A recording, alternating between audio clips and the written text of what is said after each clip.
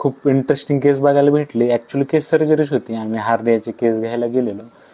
त्या पेशंटमध्ये एक खूप भारी डिसीज बघायला भेटला, ज्याला की टाकोटसुबो कार्डिओमायोपॅथी म्हणतात किंवा स्ट्रेस कार्डिओमायोपॅथी किंवा ब्रोकन हार्ट सिंड्रोम म्हणतो. तर ॲक्च्युली ह्या पेशंटच्या हार्नियाची सर्जरी होणार होती आणि हार्निया सर्जरी होण्यामुळं त्यांनी जास्तच ताण घेतला आणि ह्या ताण घेतल्यामुळेच हे होते आपलं स्ट्रेस कार्डिओमायोपॅथी किंवा ब्रोकन हार्ट सिंड्रोम. आणि ह्याला काय झालेलं, मोस्टली ह्या कार्डिओमायोपॅथीमध्ये काय होतं, ह्याच्यात अपायकल ब्लिडिंग होती, म्हणजे लेफ्ट वेंट्रिकल आहे ना ते थोडं फुगतं आणि त्याच्यामुळेच इंट्राऑपरेटिव्ह वेंट्रिक्युलर टॅकिकार्डिया दिसलेला पेशंट. म्हणजे ऑपरेट करताना त्याला वेंट्रिक्युलर टॅकिकार्डिया झालेला, म्हणजे एक अरिथमियाचा प्रकार आहे. हार्ट फडफड करते, ब्लड खूप चांगल्या प्रकारे इजेक्ट करत नाही आहे आणि LVEF पण 30 ते 35% होता, म्हणजे लेफ्ट वेंट्रिक्युलर इजेक्शन फ्रॅक्शन.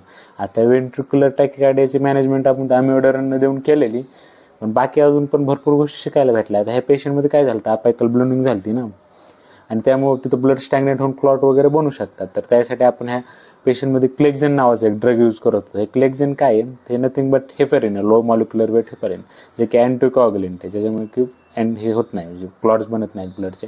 अमिओडारन तर देऊच लागलो आपण वेंट्रिक्युलर टॅकिकार्डिया पुन्हा अरिथमिया होऊ नये म्हणून. आणि दुसरं एक ह्याच्यात आपण ड्रग्ज यूज करू लागलो, सॅक्युबिट्रल आणि वालसॅरटन कॉम्बिनेशन. आता टॅक्युसुबो कार्डिओमायोपॅथी काही दिवसात रिकवर होते आपोआप, पण तरी आपण ह्याच्यात हे सॅक्युबिट्रल आणि वालसॅरटन कॉम्बिनेशन देऊ लागलो. हे सॅक्युबिट्रल जे की नेफ्रोलायझिंग एन्झाइम इनहिबिटर आहे आणि वालसॅरटन अँजिओटेन्सिन रिसेप्टर ब्लॉकर आहे.